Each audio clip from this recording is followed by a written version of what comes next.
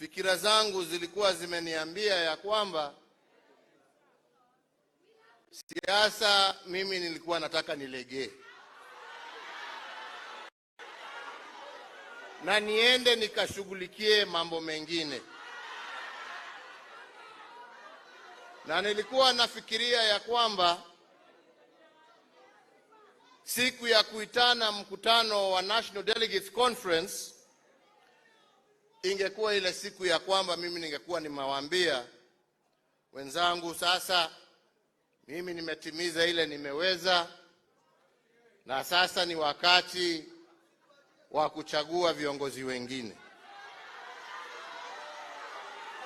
Nawaambia fikira zangu vile zilikuwa.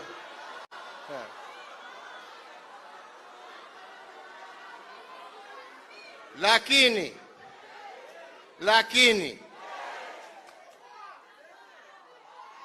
wengine wameamua ya kwamba kazi itakuwa ya vitisho na kulazimisha. Siku ya leo nimewaambia tafuteni mwingine, sio Uhuru wa Kenyatta.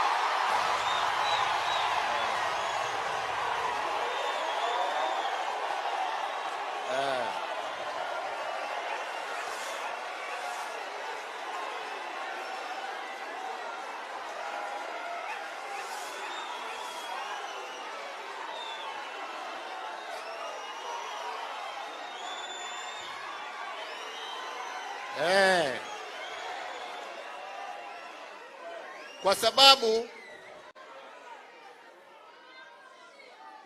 sisi wakati mlitupea huu uongozi, kwanza wa chama, baadaye wa nchi, kulikuwa muongozo ambao mlikuwa mmetupea,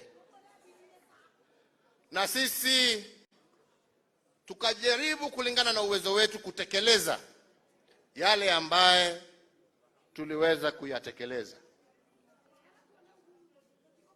na tukaendelea, tukamaliza kwa amani, na tukapatiana uongozi kwa amani. Jameni, hadharani, mchana, hata wakati wananitukana mimi nikakaa kimya tu, nikasema sawa, ni haki yao watende yale wanataka. Nikakaa nimekimya,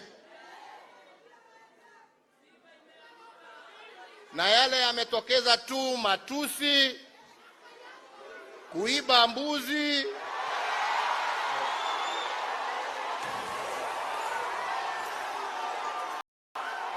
kuchoma mashamba, yote wakifikiria wanatisha. Haya nawaambia waendelee, lakini chama sio ya Uhuru, ina wenyewe, na hawa wenyewe walinipatia niichunge, na mpaka wataniambia wako tayari na wamechagua mwingine, nitashikilia mpaka wataniambia